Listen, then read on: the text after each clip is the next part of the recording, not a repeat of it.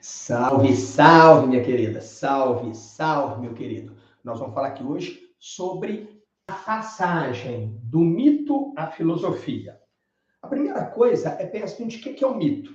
Eu sempre falo o seguinte, mito é algo que faz parte da natureza humana, assim como a filosofia também, tá? Tanto o mito quanto a filosofia são coisas inerentes, são elementos, atividades inerentes ao ser humano. O ser humano sempre precisou, sempre buscou explicação para tudo. O ser humano sempre, desde que ele desenvolveu linguagem, pensamento, ele sempre buscou explicar tudo, o mundo ao seu redor, explicar a si mesmo, por que que ele nasce, por que que ele morre, o que que acontece depois da morte. E aí, o ser humano vai encontrando várias formas de explicar isso. A questão religiosa, a religiosidade, é uma forma de explicação do mundo, do que acontece com a gente, de onde viemos. Você tem a filosofia e o mito. O que é o mito? Então, a primeira coisa é entender que o mito é algo necessário a toda a sociedade humana. O mito é uma história fantasiosa, ela é exagerada, ela é uma história que ela não tem uma preocupação com um encadeamento lógico, com uma racionalidade. Ela não tem preocupação em provar que aquilo é real, que aquilo aconteceu. Não tem essa preocupação. E qual que é a função do mito? O mito, ele tem como função explicar, como eu disse, tudo. O mundo, o homem, como que nós somos, esse mundo que nos rodeia, de que ele é feito e por aí adiante. Então, essa é a função do mito. O mito é muito importante, porque o mito, ele causa coesão social. Como assim, GG? Como assim coesão social? Um determinado grupo humano, tá? Esse grupo, ele tem mitos em comuns. Então, isso gera a eles um sentimento de pertencimento, a partir do momento que eles creem nas mesmas coisas, que eles enxergam o mundo de uma forma, isso dá a eles uma coesão, faz com que eles se sintam como um povo, que seja um coletivo, que tenha ali uma unidade. Isso é fácil de você perceber. É só você pensar mesmo como que algumas religiões fazem isso, né? Eu diria que algumas não, vamos ser honestos, todas. Se você faz parte das religiões de matriz africana, ali você tem um grupo, claro que você não convive só com eles, mas você tem um grupo ali que vocês comungam de algumas ideias. Aquilo é uma sociedade, é um coletivo, né? Você tem afinidade com aquele grupo, né? Existe uma coisa normal de você se envolver, você ter uma convivência maior com pessoas daquele meio. Se você é de uma das linhas evangélicas, a mesma coisa, você é católico também, isso vale para time de futebol e para várias outras coisas. Somos seres sociais e precisamos de elementos que nos deem identidade, que nos façam sentir parte de um coletivo. Então, o mito tinha essa função também, tá ok? Então, vamos entender como é que se dá a passagem do mito para a filosofia. Bom, a primeira coisa, nós temos que entender que chegou uma hora que o mito não satisfazia mais as demandas humanas. Como assim, Gigi? O mito, ele serve para explicar o mundo. E eu vou dar exemplo de um mito aqui, tá? Pra vocês entenderem como que o mito servia para explicar qualquer coisa, desde o surgimento dos deuses, desde o surgimento do mundo, desde o mundo como cosmo, né, o universo como cosmo organizado, antes do caos, passagem do caos ao mundo organizado, como coisas banais do dia a dia. Então, eu vou contar para vocês um mito. A deusa mais considerada mais bonita era Afrodite, deusa da beleza e do amor, né? Temos que lembrar que os gregos acreditavam em vários deuses. Então, estou te falando de um mito grego. Então, Afrodite era a deusa da beleza e do amor. O deus mais feio era Hefesto, né? Ele era coxo, mancava, era todo peludo, aquela coisa toda. Mas ele era considerado o deus ferreiro. Né? Ele, por exemplo, fabricava os raios que Zeus usava para punir deuses e homens. E aí Zeus falou assim, olha, você é bom, você faz os meus raios, você me é útil. Então eu quero te dar um presente, me peça o que você quiser que eu vou te dar. Hefesto falou assim, olha, eu quero uma coisa simples, eu quero eu, o deus mais feio, me casar com a mais bela das deusas, quero me casar com Afrodite. E aí, o que Zeus falou? Afrodite, você vai se casar com Hefesto, né? Não é uma coisa que ela queria, mas ela casou. Aí já começa uma coisa interessante, né? Que nós não vamos aprofundar muito aqui. essa ideia de que o amor é fiel. Para os gregos, o amor não é fiel. Afrodite não era fiel a Hefesto. Ela teve vários amantes. E o amante mais frequente, mais regular dela era Ares, o deus da guerra. Dizem, inclusive, na mitologia, que eles tiveram um filho, Cupido, né?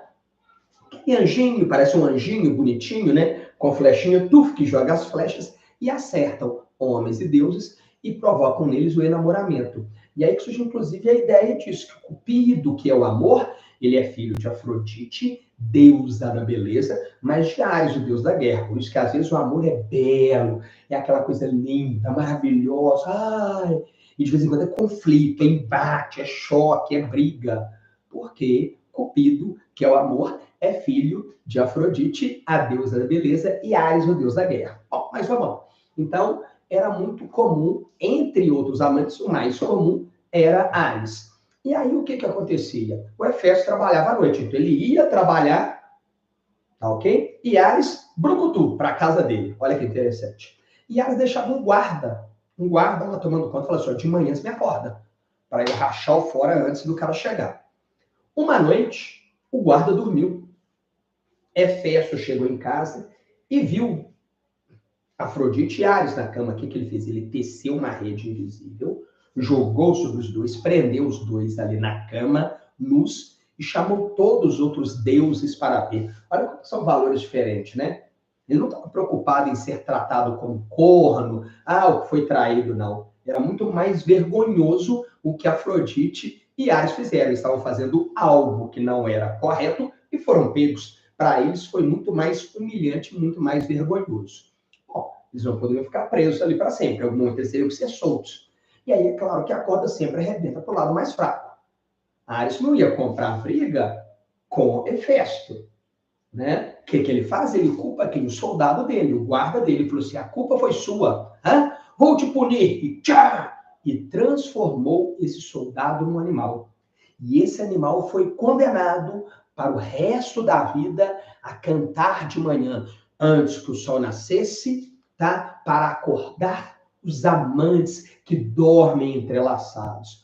Olha o que é o mito. Essa historinha toda para explicar por que o tal do galo, animal galo, canta antes do sol nascer. Você pode falar, não, mas que coisa idiota. Mas eu quero que você entenda isso. O ser humano tinha necessidade de explicar tudo. E para isso criava essas histórias. O problema é que vai chegar um dado momento que essas histórias não satisfazem mais. Os homens começam a questionar. Por que é assim? Até porque você tinha vários povos com mitos diferentes.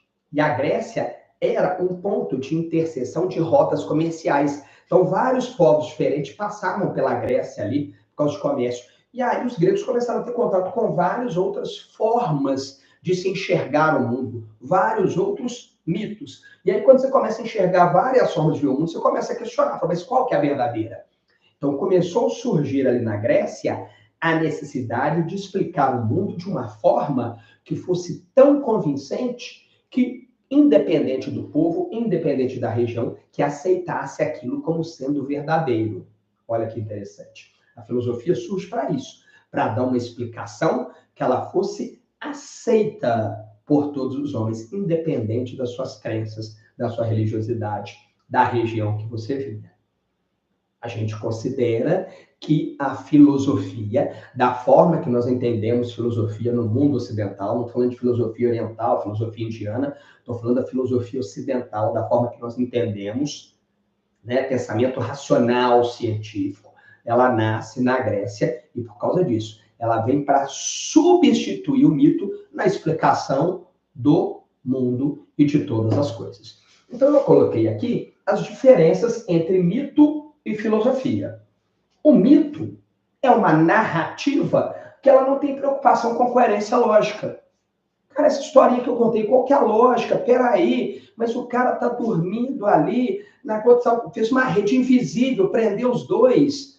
Tem um monte de coisa que não tem coerência lógica nenhuma. Mas o mito não está preocupado com isso. Quem se preocupa com isso é a filosofia. A filosofia, a narrativa filosófica, o discurso filosófico tem a preocupação com a coerência lógica. tem que ter uma logicidade no discurso filosófico. Tá? Outro ponto interessante é a questão da legitimidade. O que legitima o mito? Não é o discurso em si, mas é quem nos conta essa história. Então, a legitimidade está no narrador. Ou é alguém que viu aqueles fatos acontecer, ou alguém que recebeu essa informação de alguém que viu. Então, a ideia é que o mito ele surge de alguém que viu aquele evento acontecer, falando para outra, para outra, para outra, para outra. É a questão da oralidade. Né? Ele vem através da oralidade. Então, a legitimidade está em quem fala. A pessoa que está falando, essa pessoa tem autoridade, ela tem conhecimento, ela viveu isso. Ela pode falar como que é. Olha que interessante. Diferentemente da filosofia, não. A legitimidade não está em quem diz, está no discurso. Por exemplo, eu sou professor de história também. Tranquilo? Aí eu viro, e olha a diferença. Eu pego e vou contar um mito do surgimento do Brasil, né? Eu pego e falo assim, olha, o Brasil surgiu de uma concha que veio boiando no mar e dela tinha uma pérola ali dentro, essa pérola se rachou e ali saíram os 2 primeiros índios, né? E eles olhavam para o sol iluminando, ele dando calor, eles começaram a chamar aquilo de um deus, e viram a lua e chamaram de Deus também. E aí, né, como que surgiu o povo brasileiro? Estavam esses índios lá, e aí os ingleses vieram de navio, chegaram aqui, descobriram essa terra, né? E aí eles começam a trazer, por exemplo, africanos para trabalhar aqui. Então, o povo brasileiro surgiu da mistura desses índios, desses ingleses, eu não estou errado não, tá? Desses ingleses, né? Não me enganei não. E desses negros. Você vai falar comigo assim, Geraldo, desculpa, você é professor de história, mas tem um monte de coisa errada aí. Os índios surgiram de uma pérola. Nós temos estudos antropológicos, arqueológicos, que mostram que o homem chegou na América pelo Estreito de Bering, pela rota do Pacífico. Nós temos fósseis humanos mais antigos, não é? Então, não foi de uma pérola. Outra coisa, Geraldo. Não, quem colonizou o Brasil não foram os ingleses, foram os portugueses. Nós falamos português, apesar de eu brincar e falar que não, que nós falamos brasileiro. Né? Esse português só nós falamos. Os outros, todos os lugares do mundo, além de Portugal, que fala português, aí é um português próximo, o nosso é diferente. Mas tudo bem, nós falamos português, vamos colocar dessa forma, né? Então você vai me questionar, mas eu sou professor de história. Ok, mas está falando coisas incoerentes, não tem lógica nenhuma. Entenderam? Aqui o que importa não é quem está falando, mas é o discurso, se tem uma legitimidade. Se eu falo assim, nós fomos colonizados pelo português, mas como que você sabe disso? Como é que a gente prova? Nós provamos isso porque nós falamos uma língua que é muito próxima daquele português de Portugal, nossa língua é chamada de português. Eu posso provar isso porque a maior religião ainda no planeta é o catolicismo. O catolicismo foi trazido pelo português que implantou aqui. Se fosse o inglês no contexto da expansão marítima, ele já era protestante, então seria o protestantismo. Então eu tenho toda uma logicidade nesse discurso. Então o que interessa não é se o Geraldo é professor de história, é que o discurso que ele está usando é um discurso lógico, coerente. Se eu for professor de história e falar coisas totalmente lógicas, sem pé nem cabeça, eu falo, Geraldo, desculpa, você é professor, mas que professor? Você não estou vendo lógica nenhuma nisso. Então, essa é a diferença entre o mito e a filosofia. Agora, vamos lá. Primeira coisa importante, não podemos desprezar o mito, porque mitos existem até hoje, em várias partes do mundo. Tá? Você pode achar que não, mas sim. Vou te dar um exemplo sem querer brigar com ninguém em ofensa. Você pode acreditar no que você quiser, ponto. Mas, pelo olhar da ciência, Adão e Eva terem nascido prontos ali é um mito. Pelo olhar da ciência, a ciência não vê lógica nenhuma naquilo, não vê racionalidade. Para a ciência, não.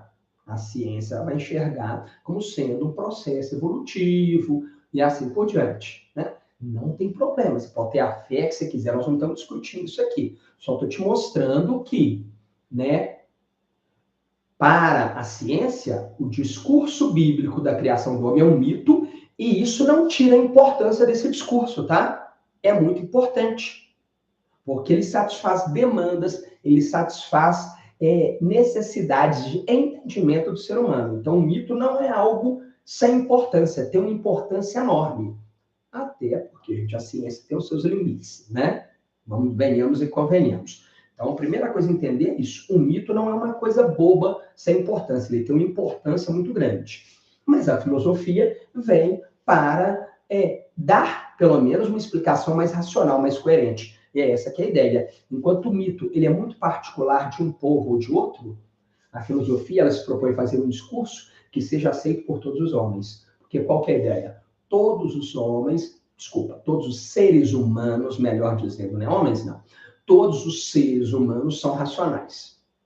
Sendo os seres humanos racionais, o discurso filosófico ele é válido para todos os seres humanos, porque somos todos dotados de razão e esse discurso é baseado na racionalidade. Olha que interessante, né? Então tá aqui essa diferença entre o mito e a filosofia. E a filosofia, em cima dessa discussão da logicidade, ela acaba favorecendo, com o tempo, não só explicar o mundo de forma mais racional, mas inclusive o desenvolvimento das ciências, né? Um dos pressupostos da ciência, que tem muito mais do que isso, mas um dos pressupostos é isso, é ter uma lógica, uma coerência lógica, né? Tá? Então, esse é um dos pressupostos. Então, podemos dizer que a ciência, da forma que nós entendemos hoje, ela se desenvolveu muito, ela se constituiu da forma que nós entendemos por causa do discurso filosófico. Podemos dizer de uma forma brincalhona que a filosofia é a mãe das ciências. Olha que interessante isso.